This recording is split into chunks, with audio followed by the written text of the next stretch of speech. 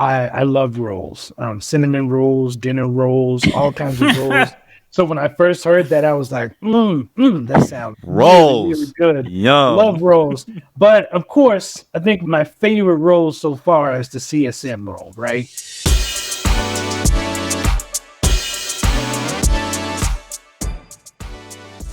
Cool. All right. You guys ready? What's up, lifers, and welcome to the Daily Standup with Lifetime Value, where we're giving you fresh new perspectives about customer success every single day. I've got my man JP here. JP, do you want to say hi? Hello. I've got my man Rob here. Rob, do you want to say hi? What's up? And we've got Carolyn here. Carolyn, do you want to say hi? Hello. Hello. And I am your host. My name is Dylan Young. Carolyn, thank you so much for being here. Would you introduce yourself, please? Sure. Thank you so much for having me. My name is Carolyn Glassberg. I'm a customer success director at Numerator, which is a data and technology company in the market research space. And for my career, I've always worked in the market research space, but first as an account director and at another organization, and now at Numerator as a customer success director. Very cool. Very cool. Well, thank you so much for being here, Carolyn. You know what we do here, because you are our sole daily listener, as we learned before we hit the record button. I'm kidding. We ask one single for all question. Y'all that listen to us, thank you. Yes, that wasn't a shot absolutely. At y'all. I'm sure there are other people, and we appreciate you too. Thank you, JP, for keeping me on my toes and making sure everybody knows we love them. Carolyn, we ask every guest one single question. What is on your mind when it comes to customer success? Why don't you tell us what that is? Sure. What's been on my mind lately is how the role of a customer success manager or director really changes based on who you report into. And this came to my attention when my organization went through a little bit of a structural change. And what resulted was 3 separate groups of customer success folks, all have evolved into different sort of mandates. So there's one team that I'm a part of that focuses on our strategic clients. And so we are focused really on relationships and growing that partnership. Then there's another group that reports into product essentially and focuses on the product. And so they focus more as kind of analysts and support for that product. And then there's another group that's kind of a hybrid of the two. So we've all kind of evolved and separated in terms of what our real structure is, what our day-to-day is like, what our annual goals are. So that's been on my mind. Do you get compensated differently? Do you know? Well, that has been a subject of conversation. Our MBOs for the year differ in terms of timing and percent of payout based on those goals. And the goals are different between the teams too. Is it, so it's a topic of conversation. Is it a topic of dissent? Not with me, but maybe with others.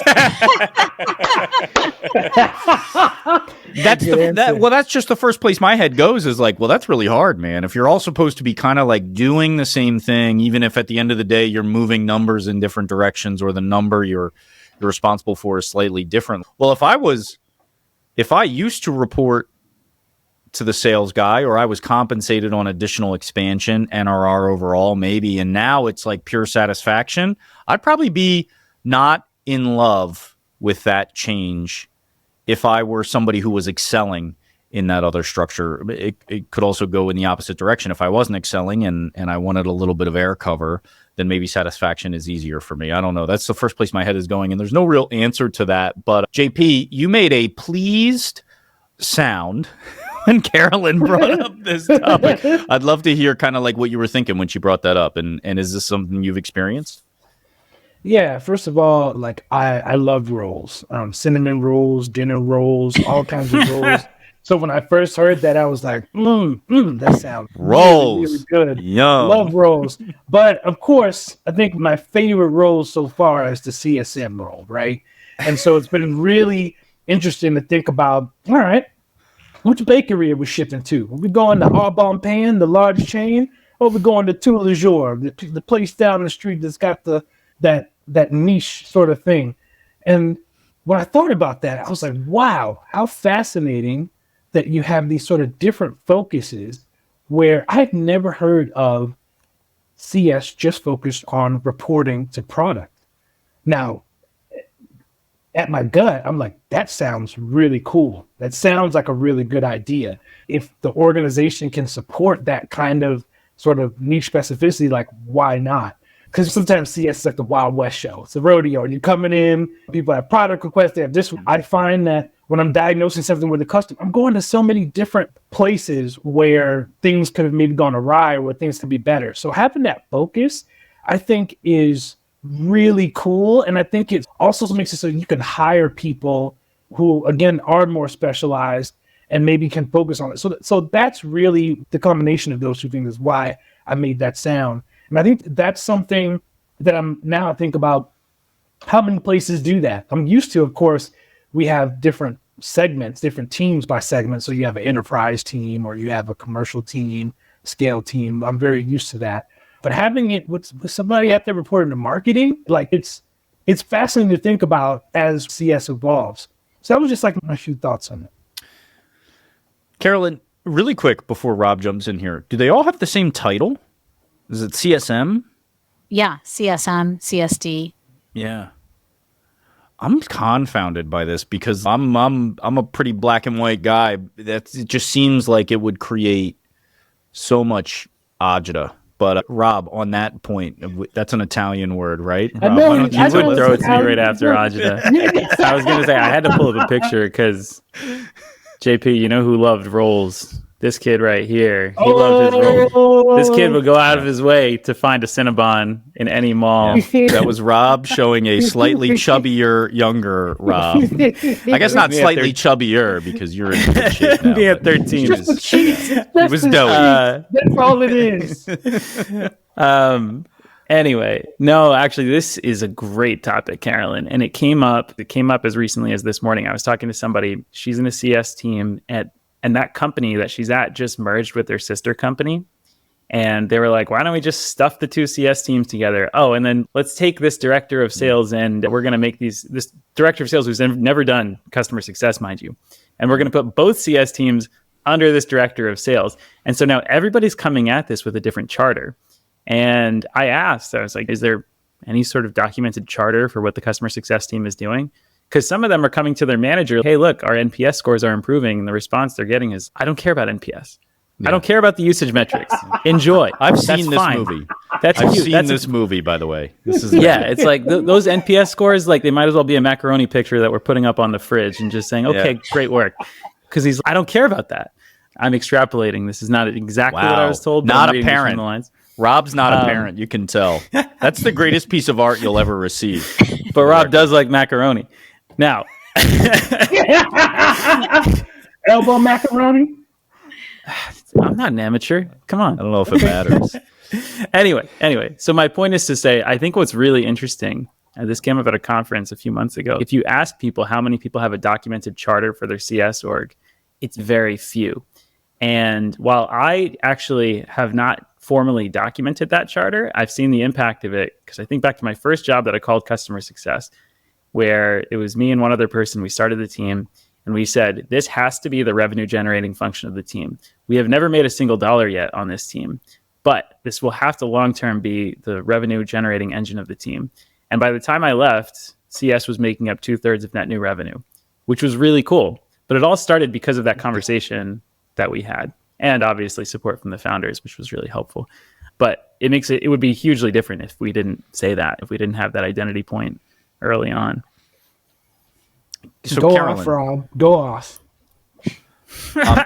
Macaroni Rob, thank you for your contributions.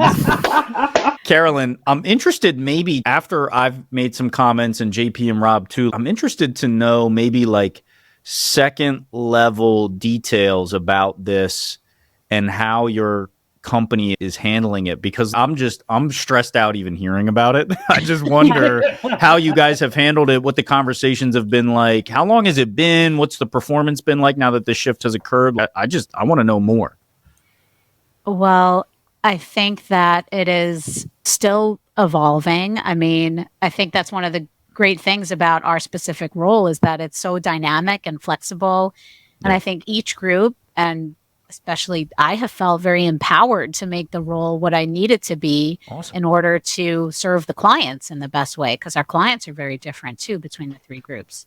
So is it a source of tension? Again, not for me. And I think that maybe it's a problem for organizations in general to be siloed like this, where we're all kind of talking to ourselves. And then when we come together, we realize that we're doing things differently. We have different goals, different focuses. But until there's no team lead over all of customer success right now. So how big is Numerator? as far as people, not And sure. actually, and what are your maybe- financials? Yeah. Security numbers of everybody who works You at could throw those up on the screen. We wanna know. No, Tell us I everything. guess. How many customers do you have? We have hundreds of customers. As far as customer success folks, we're maybe about 20 in Yeah. total. It sounds like you guys just went about the specialization process in a slightly different way. We actually recently had a conversation in the past few weeks with someone talking about creating a pure liaison between the CS department and the product department. And it sounds like you guys, just as an example, in that case, you guys actually just moved some CS folks to live under product or to report to product. And so I think it probably accomplishes a lot of the same goals of creating a much stronger channel between customers and product, but just through a different method. So that's sort of what it sounds like to me. I'm trying to talk myself off the ledge of what this looks like there. I don't want to misspeak. They don't report into the product function. They report to the GM of this specific platform product.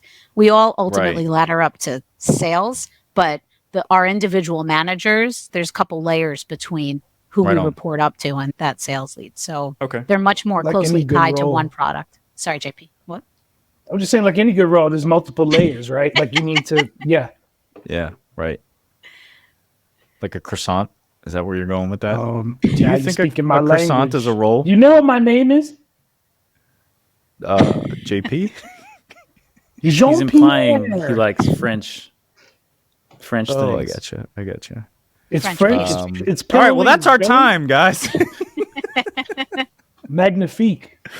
Carolyn, this is super interesting to me. I'm gonna be thinking about this for the rest of the day. I may he's reach not out to you lying. separately and just want to understand it better. I'm still I feel like my brain is a bit of a pretzel right now. That's not a roll. I wish I could make this into another roll analogy for you, JP. Deus but ex agita. That's what he's going Carolyn, I'd thank you love so to much for have bringing a- this to us. Oh, thank you. I'd love to have a customer success therapy session with you whenever. Well, look, I get therapy in a lot of ways. I could use all of the options presented to me. So that's our time. Thank you so much. We'll definitely have you back for a second round, but for now, we've got to say goodbye. Great. Thank you. It's been a real pleasure talking to all of you today. You too. Thanks, Carolyn. Thanks. You've been listening to the Daily Standup by Lifetime Value. Please note that the views expressed in these conversations are attributed only to those individuals on this recording and do not necessarily reflect the views and opinions of their respective employers. For all inquiries, please reach out via email to dylan@lifetimevaluemedia.com. Find us on YouTube @Lifetime Value and find us on the socials @Lifetime Value Media. Until next time.